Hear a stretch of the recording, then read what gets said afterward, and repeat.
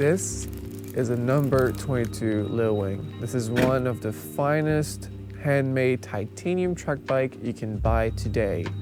I just spent half a year riding it, reviewing it, thinking about it, and this is what I think.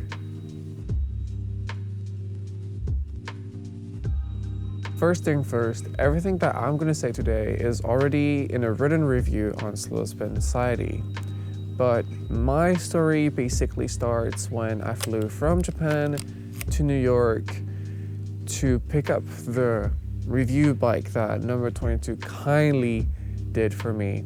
Needless to say, there isn't that much to do in upstate New York, so I had plenty of time to connect with the team and like try out the bike and just look at everything that was happening in the workshop. And let me tell you, I was so impressed by every detail and all the passion that is poured into every bike in that workshop.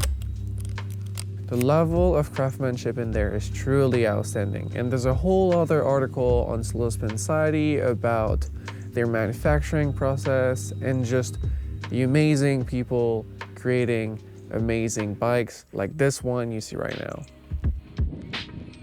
I should also mention that this is my first true titanium bike.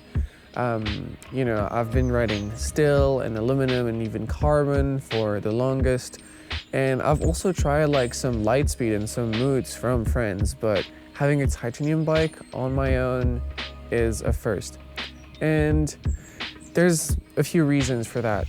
First, the barrier of entry is huge price-wise. It's more expensive than steel and aluminum, but also it always had that old man image to me. Like you get into the 50s or the 60s and you get a titanium retirement bike. And I don't know, I've never truly been about the hype of titanium. So even if the price hasn't changed, my vision of titanium totally did. This bike feels and is fast. It keeps incredible momentum, and it's just the fastest bike I've ever ridden.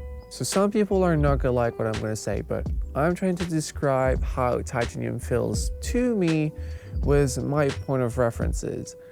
So it feels less flexible than a steel frame, but as well less rigid than an aluminum frame. It almost like smooths out the road for you.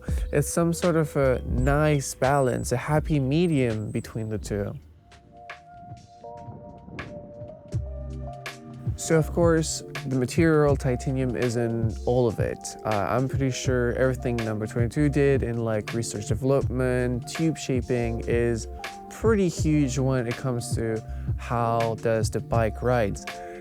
For example, you look at the down tube, it starts in a horizontal almond shape and then it goes up into a vertical almond shape.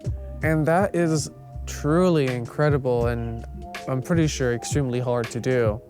And that without saying all of the 3D printed titanium parts like the seat mast or the dropouts.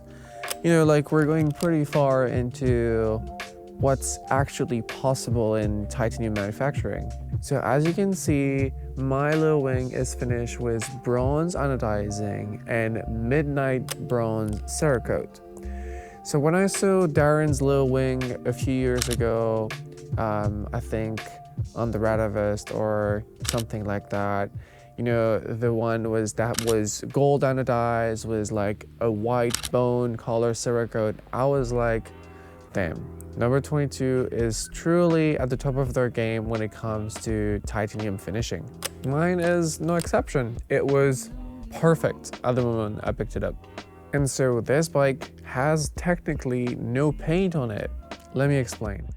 Cerakote is kind of in the middle between paint and powder coating, but it's also neither of them.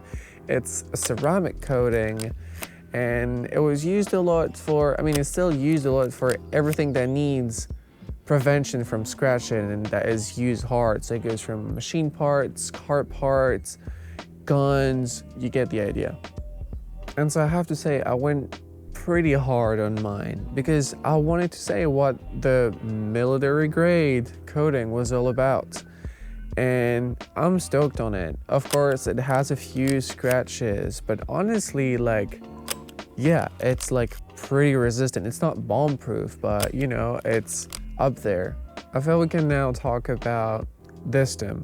So for a lot of people, this stem was really like a make or break thing for the whole bike. This is No.22 own titanium 3D printed stem. This comes with the titanium headset and the hover size head tube. It is a pretty pricey upgrade, but in my opinion, it's still totally worth it. First, because the stem and the headset can be anodized the same color as your bike, but also because this stem has a fully integrated roading system. So if you want to ride with a disc fork, for example, it is possible to have like no cable showing at all. I tried the bike with a different stem, and I have to say this thing brings so much rigidity to the front of the bike. It's kind of crazy. Funny enough, the front part of this bike were also where my issues were. First thing first, I think this stem is truly amazing. It looks good, but that front plate design isn't made to withstand crazy forces. I tried riding the bike with some riser bars, and then I tried tricking on it with 180s, big spin and stuff, and my bars would slip. I think it's asking a lot from a road stem, you know? It would be like throwing high-end road bike parts on a BMX and just going tricking around. It's not the right use case scenario, and it just doesn't work that way.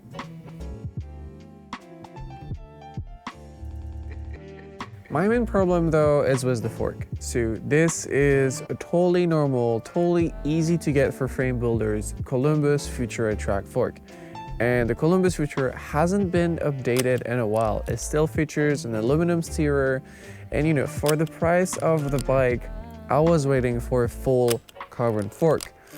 I know No.22 has a sister company called No.6 where they do produce carbon forks, but at the same time, I do understand that they probably don't sell enough little wings to produce a whole new mold and to put all the money into R&D to produce a whole new track fork.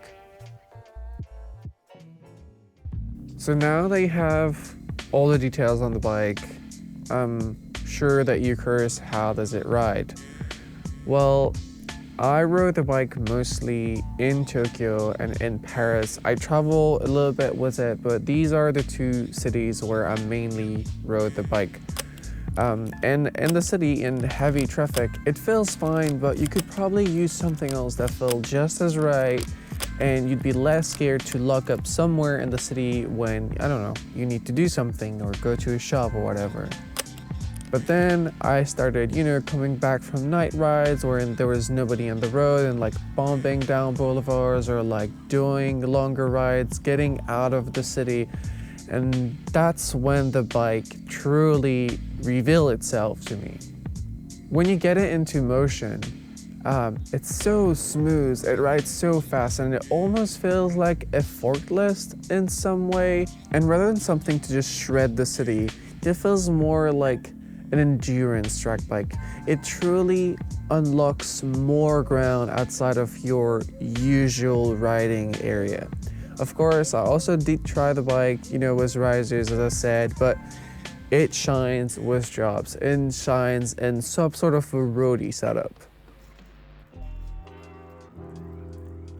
So what is my take on the No.22 Little Wing? Well, it is a premium, high-end, handmade titanium track bike, again, made in the US.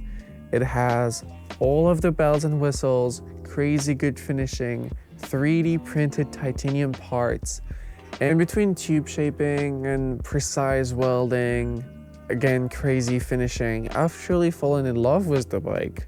Keep in mind the price though, so My test model was anodizing, Cerakote, the 3D printed stem upgrade, pretty much everything retails at $7,300. Here's probably something that is going to say a lot about this whole situation. So when I first picked up the bike, I knew that I had it for half a year. And during these 6 months, I rode it so much and I had so much fun with it. The feedback was great. And again, the riding experience is truly amazing. I'm not trying to glaze No.22 or the low wing. It is just truly a good track bike, and I don't have that much negative feedback to give you because it's truly an amazing bike. After the 6 months, after the review, I did contact No.22 and I've asked them, I was like, can I buy it? Please let me buy it.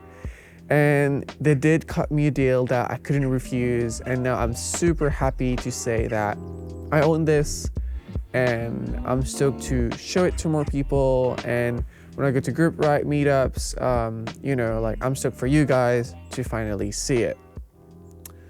On that note, that's going to be it for this review, and I'll catch you guys in the next one.